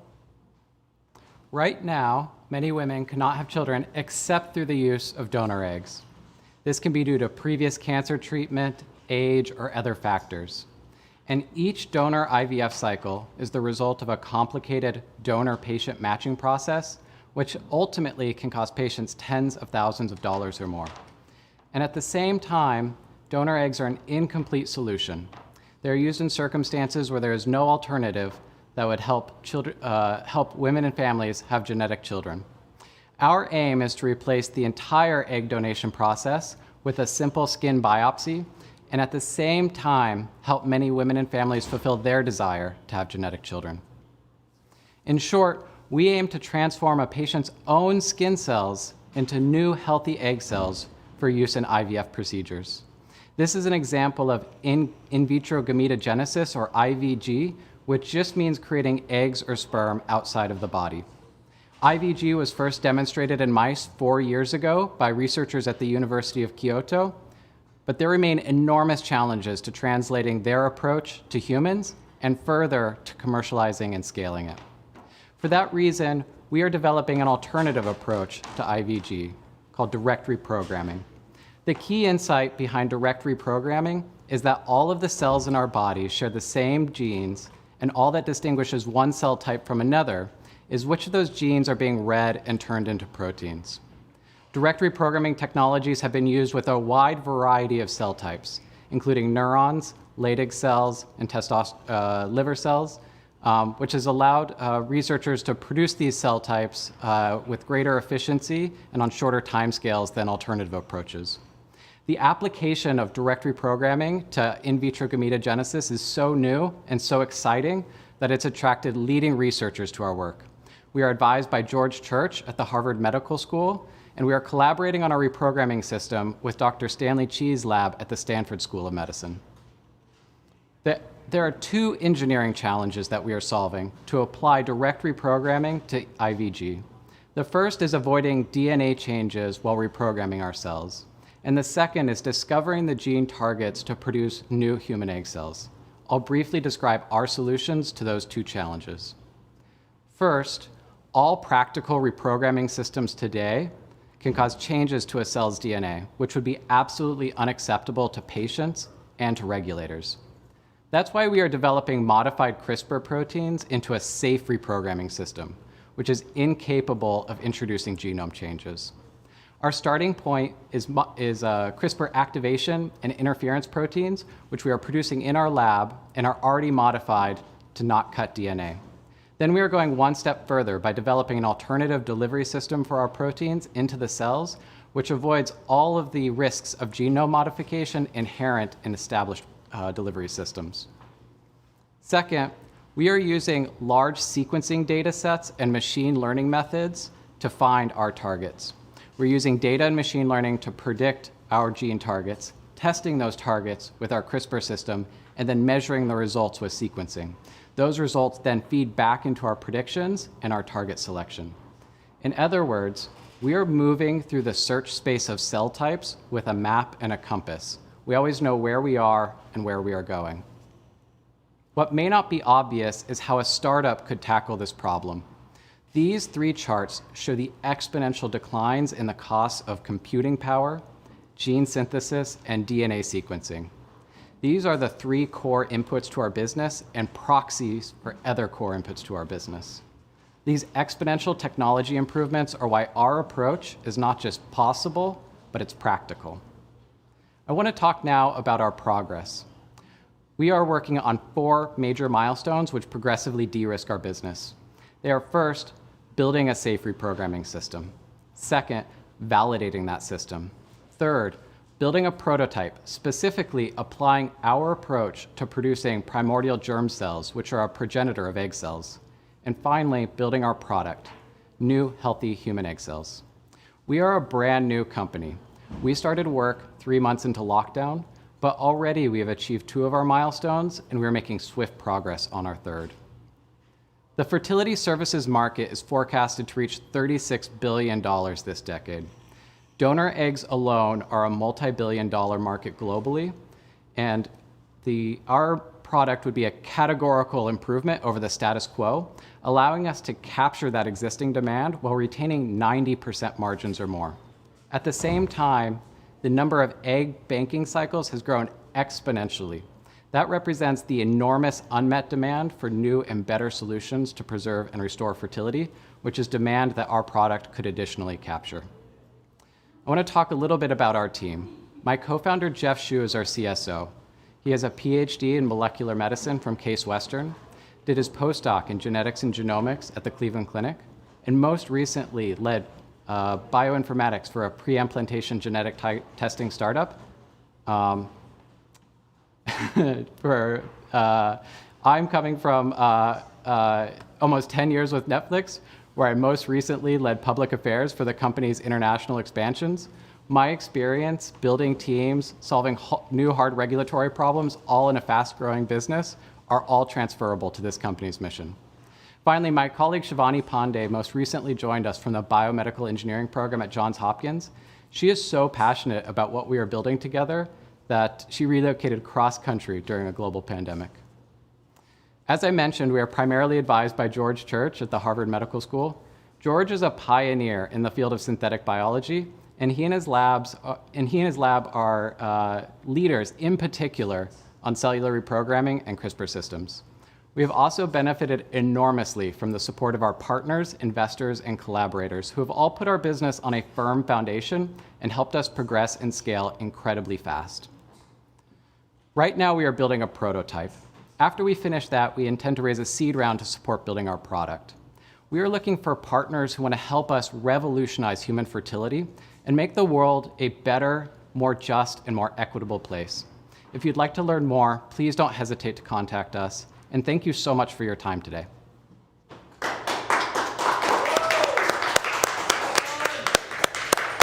Thank you, Colin. There's a great video down below where Colin addresses a key question, which is how this can be done on a startup's timeline and budget. Julie, you just presented. Great job. It's very exciting what Kepra's doing. How do you feel? Great. Now, you and Arvind share an avocation, which is climbing. How does navigating the risks of a climb teach you anything about navigating the risks of a startup? Yeah, so climbing, like pretty much all outdoor activities, is based in self-reliance and commitment. So if you get into a situation, you have to get out of it by yourself. It's your complete responsibility. And Arvind's really adamant about the first rule of startups, which is don't die. So you can see the parallels. Great. Hey, we have Colin. Colin, come on over here. Let's just step aside for a sec. Thank you. Colin, thank you. Great pitch. Thank you. Very excited what you're doing. We have a lot of founders who could not be here today. It wasn't pragmatic at all to be here. So I know you talked to the whole batch a lot. On behalf of those who couldn't be here and yourself, could you offer a few comments? Sure. Well, I think it's undoubtedly we did not expect to have the summer that we had. When we all accepted our offers from Indiebio, we did not think that we would be facing this global pandemic. And I think the hardships that we faced have really provided a common foundation for us and allowed us to bond in a way that I think may not have happened had we all just flown to San Francisco as usual. And I think that there's also some real advantages for us because we've really learned how to connect with people remotely. And so for Indiebio's portfolio companies, which are located all over the world, that means we can connect with investors everywhere. So I personally have had opportunities to connect with investors all over the world, and I know many of our batchmates do. So even if they're outside of California, they can make those connections. So both a lot of hardship, but there's some upside. Great. Thank you, Colin. Thanks very much. Now, investors out there, I know you have a lot of interest in these companies. Investors from all around the world do. In addition to booking time with their CEOs, there's a button down the page. You can book time with me or our team here in San Francisco. We'd love to talk to you about these companies. We are committed to all of them and we'll be continuing to invest in them as they grow. And if you want to email me on the indiebio.co website, on my page is my email. In fact, why don't you just text me? I prefer for you to text me for investors only. So here's my number. Do you have a pen? Get your pen ready. It's 415-699-4020. 415-699-4020. You can text me. We can chat about our companies. It's okay. I've been a public person for many decades. Next up, before we part, I want to introduce a very special person. Sean O'Sullivan is the managing general partner of SOSV. He is our leader. He is incredible to work with, a great friend, lots of fun, and he's a true humanitarian. Sean O'Sullivan.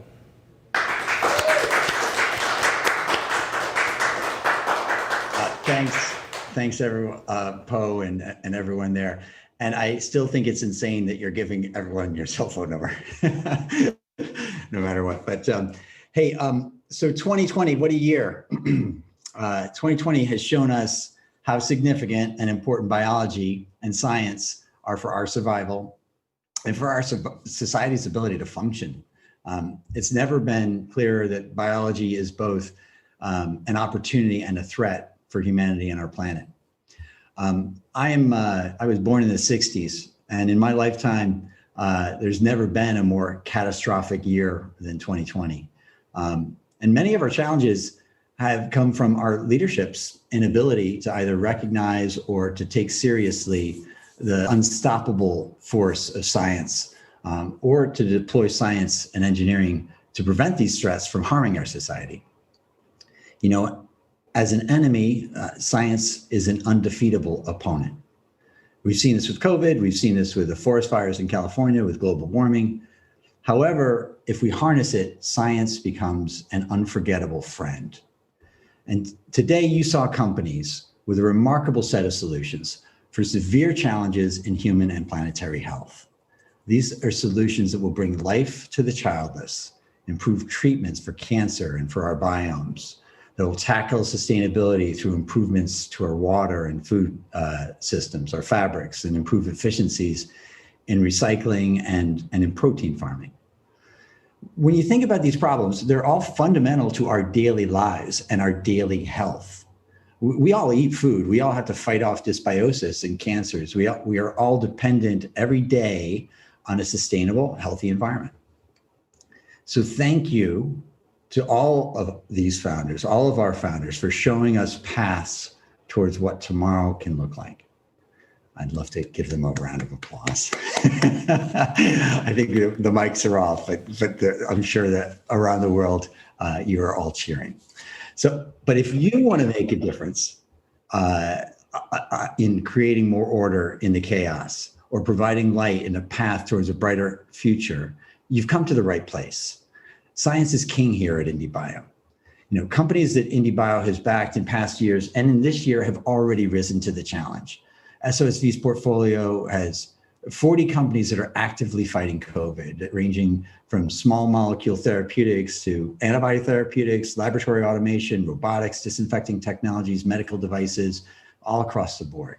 These companies are the first responders that dashed into the burning building in the early months of the pandemic, while many of us were forced to work at home.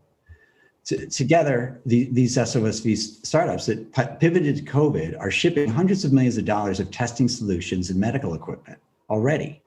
There are at least 5 of our startups that are now active in clinical trials, all responding to these events in real time, in record time, just in these last 8 months. And it's because of your investment, that this has been possible. SOSV is the parent VC behind Indiebio, and we've been supporting entrepreneurs that are tackling the serious problems of the physical world for the past 10 years through HACS, Indiebio, and our other accelerators. But we can't do it alone. For every 25 million we put into Indiebio startups, about 500 million comes in from you, from the investors that attend our demo days and follow on into these startups in the years after they graduate this program. Viktor Frankl's book, Man's Search for Meaning, tells us that even in unbelievably difficult times, we can rise above. We can paint and picture a future that is better than today, and we can take steps toward reaching that future. I'm asking you to recognize the scientific discoveries you've seen today are also commercially viable. And I'd like to ask your support in funding these companies. You will do well by investing in Indiebio companies, but also importantly, you will create the world that you want to live in, of greater abundance and greater equity. There's a through line between the companies you see today and a more sustainable world. The through line is your actions. So please sign up to meet with the companies you believe you can help. In several cases, these rounds will be oversubscribed, but they can use your support in the years to come. So use the links below to grab slots of time with these startups in the next 2 weeks. And please take the time today, as Gandhi says, to be the change you want to see in the world. Thank you. Now, to all the investors out there, this link, this URL at the top of the page, you can share that around your firm. And if you come back, perhaps by later this evening or certainly by tomorrow, You'll be able to re-watch the pitches in addition to all the goodies down below. And for the transition to the platform for the community event, Wesley? Hi everyone. So all of you guys are watching this from all over the world, and we want to give you guys the opportunity to come and just meet each other face to face. So we've set up a networking platform using this place called rally.video, and we've set up different rooms that range from industrial biology to climate change, and even just meet the founders here. Now everyone that you've seen here today and everyone that you saw yesterday at New York's demo day will be at this networking session, and Rally is just a place where you can float around from room to room, from table to table, and just meet as many people as you can. It's really fun. We've tried it, and we're really excited to share that with you. So that link is going to be, we're going to leave that link up right after all this, and we're just going to leave it up for 10, 15 minutes so you don't forget it. And yeah. And Wesley, we're going to Rally at top of the hour. Top of the hour at noon. That's when we'll be there. Great. And that's it. Thank you, everybody. It was a great demo day.